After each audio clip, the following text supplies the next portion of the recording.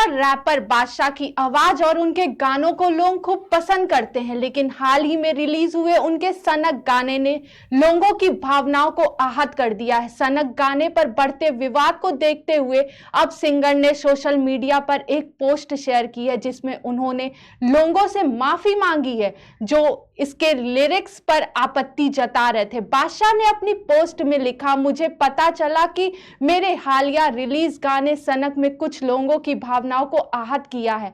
मैं कभी भी जानबूझकर या अनजाने में किसी को ठेस नहीं पहुंचाना चाहता था। मैं अपनी आर्टिस्टिक क्रिएशंस और म्यूजिकली कंपोजन को काफी ईमानदारी और उत्साह के साथ आप तक पहुंचाता हूं। मेरे फैंस, हालिया घटना के बाद मैंने इस बारे में ठोस कदम उठाते हुए अपने गाने के कुछ हिस्सों में बदलाव किया है।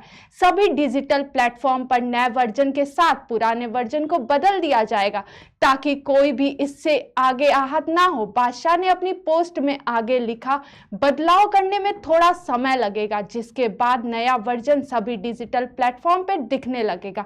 मैं सभी से विनम्र निवेदन करता हूं कि तब तक थोड़ा धैर्य रखें। मैं उन सभी लोगों से दिल से माफी मांगना चाहता हूं जिनका अनजाने में मैंने दिल दुखाया है। मेरे फैंस हमेशा से मेरे लिए बड़ा सपोर्ट रहे हैं, इसलिए मैं हमेशा उन्हें सबसे ज्यादा तवज्जो देता हूं और उनसे बेहिसाब प्यार करता हूं। आप सभी को मेरा ढेर सारा प्यार।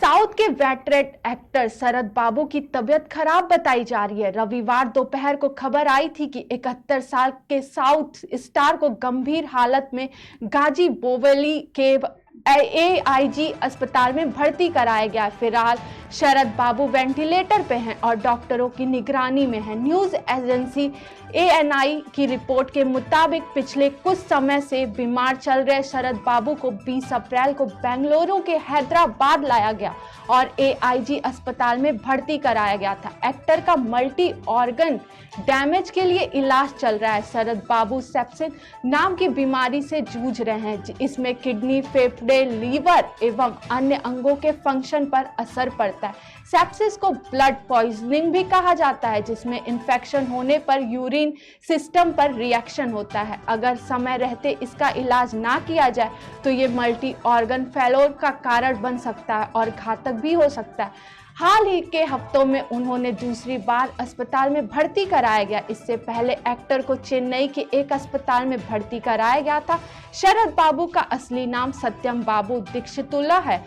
उन्होंने अपने एक्टिंग करियर की शुरुआत 1973 में एक तेलुगु फिल्म से की थी। वो मुख्य रूप से तेलुगु और तमिल फिल्मों में अपने काम के लिए जाने जाते हैं। शरद ने कुछ कन्नड़, मलयालम और हिंदी फिल्मों में भी काम किया है। उन्हें सपोर्टिंग रोल में बेस्ट एक्टर के लिए 9 बार नंदी पुरस्कार से सम्मानित भी किया गया।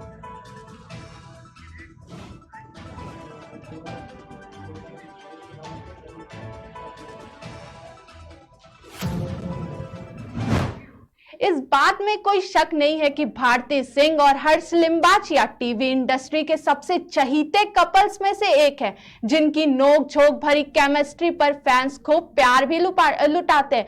दोनों का असली आपसी प्यार किसी से छुपा नहीं है। चलिए जानते हैं कि शादी से पहले कपल की डेटिंग कैसे शुरू हुई थी, कैसे उनकी मुलाकात हुई थी। भारती सिंह और हर्ष लिम्बाचिया साल 2017 में गोवा में शादी की थी। शादी से पहले कपल एक दूसरे को लंबे समय तक डेट करते थे। हाल ही में कॉमेडियन ने प्रेस जर्नल के साथ बातचीत में अपनी पहली मुलाकात से डेटिंग और शादी तक के सफर के बारे में बात की। भारती सिंह ने कहा, मुझे कभी नहीं लगा था कि मुंबई में अपने वर्क प्लेस में अपना लाइफ पार्टनर ढूंढ पाऊंगी। मैं कॉमेडी सर्कस के प्लेटफॉर्म पर काम कर रही थी। हर्ष स्क्रिप्ट राइटर थे। हम एक साथ काफी समय बिताते थे क्योंकि आर्टिस्ट के साथ बातचीत किए बिना स्टैंड अप एक्ट के लिए स्क्रिप्ट लिखना बहुत मुश्किल होता है। हमने दोपहर से रात तक एक साथ काम किया और फिर हमें एक साथ टाइम स्पेंड करना अच्छा लगने लगा। अगर वो लेट हो जाता था तो मुझे टेंशन भी होती थी कि क्या हुआ। भारती सिंह ने आगे बताया कि हर्ष ने उन्हें किस तरह प्रपोज किया था। लाफ्टर क्वीन ने कहा, एक दिन उन्होंने हर्ष ने बिना शोर शराबे के साथ कहा, मैं तुमसे शादी करना चाहता हूँ। आमतौर पर लोग डेट के लिए पूछते हैं, लेकिन उसने सीधे शादी के लिए प्रपोज कर दिया।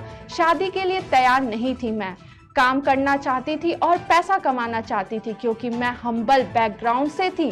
मैं इस बारे में काफ़ी सोची और फिर कहा, मुझे इसके लिए जीने दो, और थोड़ा थोड़ा मुझे उससे प्यार होने लगा। 9 साल बाद हमने अपने पेरेंट्स को बताया हम शादी कर लेना चाहते हैं। दोनों का एक बेटा भी है जिसका नाम गोला है। भारती सिंह ने अपने पति हर्ष को एक अच्छा बॉयफ्रेंड और हस्बैंड बताया।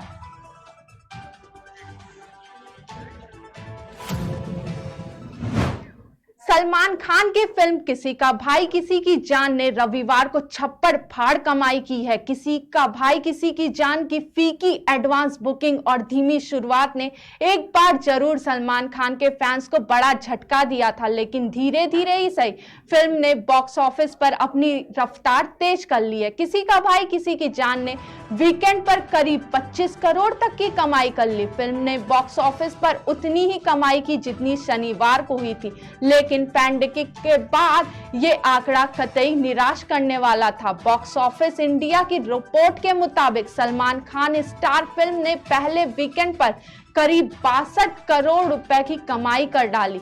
कह सकते हैं कि फिल्म की वीकेंड पर हेल्दी कमाई हुई है। सलमान खान, पूजा, भूमि जैसे तमाम सितारों से सजी फिल्म किसी का भाई किसी की जान की एडवांस बुकिंग उतनी अच्छी नहीं रही जैसी कि उम्मीद की जा रही थी। एक्सपर्ट का कहना है कि फिल्म को सीधे टिकट खिड़की पर फायदा मिल सकता था और फिल्म अच्छा परफॉर्म कर सकती थी। हालांकि इस फिल्म को वीकेंड पर ईद का जबरदस्त फायदा मिला और ऐसा लग रहा था कि कुछ राज्यों में अगले कुछ दिनों तक सलमान की इस फिल्म का जादू बरकरार रहने वाला है। यहाँ बताना भी जरूरी है कि फिल्म को ना तो क्रिटिक्स से ज्यादा तारीफें मिली है और ना ही आम पब्लिक से। हालांकि सलमान के डाई हार्ट फैंस ईद पर अपने चहेते स्टार को फिल्म देखकर किसी भी तरह से खुश करते हैं। फिल्म की स्टोरी लाइन को क्रिटिक्स ने नापसंद किया और सोशल मीडिया पर एक्ट और उनकी इस फिल्म को खूब ट्रोल भी किया जा रहा है।